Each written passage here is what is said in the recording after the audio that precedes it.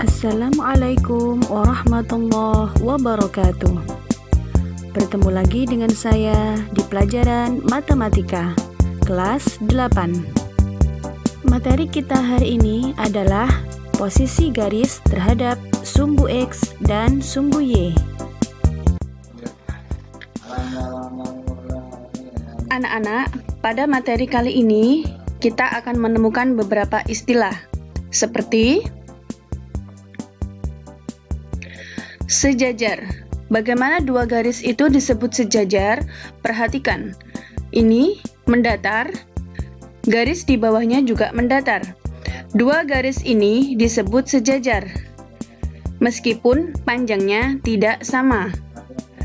Jadi syarat sejajar itu adalah dia tidak akan berpotongan. Jika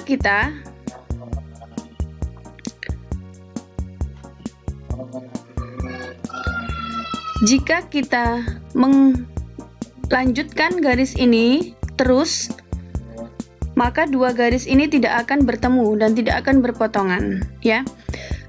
Juga bisa contoh dua garis sejajar seperti yang di bawahnya ini. Dua-duanya saling tegak dan panjangnya juga tidak sama.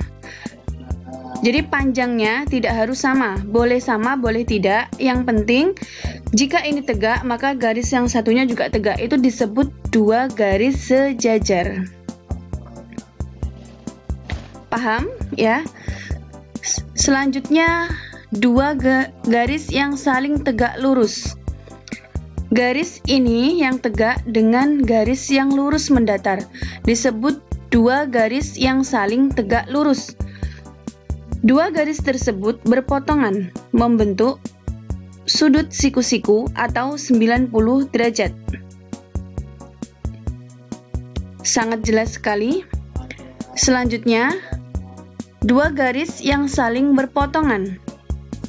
Dua garis ini tidak sejajar, tidak pula tegak lurus. Maka dua garis ini disebut saling berpotongan. Perhatikan, ini sama-sama berpotongan dengan tegak lurus, tetapi tidak membentuk sudut siku-siku. Ini sudutnya tumpul, dan ini sudutnya lancip, bukan siku-siku. Maka disebut dua garis tersebut saling berpotongan. Sekarang kita masuk ke bidang koordinat kartesius. Jika ada sebuah garis M, ini bagaimanakah posisi garis M tersebut terhadap sumbu X dan sumbu Y? Kita lihat terhadap sumbu X terlebih dahulu. Ini adalah sumbu X.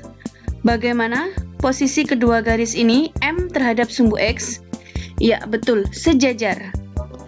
Kemudian bagaimana posisi terhadap sumbu Y? Garis M dengan sumbu Y, ini sumbu Y, dia berpotongan dan membentuk sudut siku-siku, sehingga M dengan Y bisa disebut tegak lurus.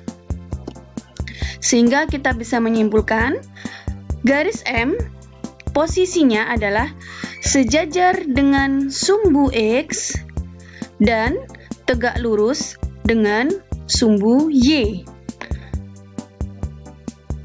Paham? Oke. Selanjutnya, jika ada garis K, di sini saya namai sebuah garis yaitu K.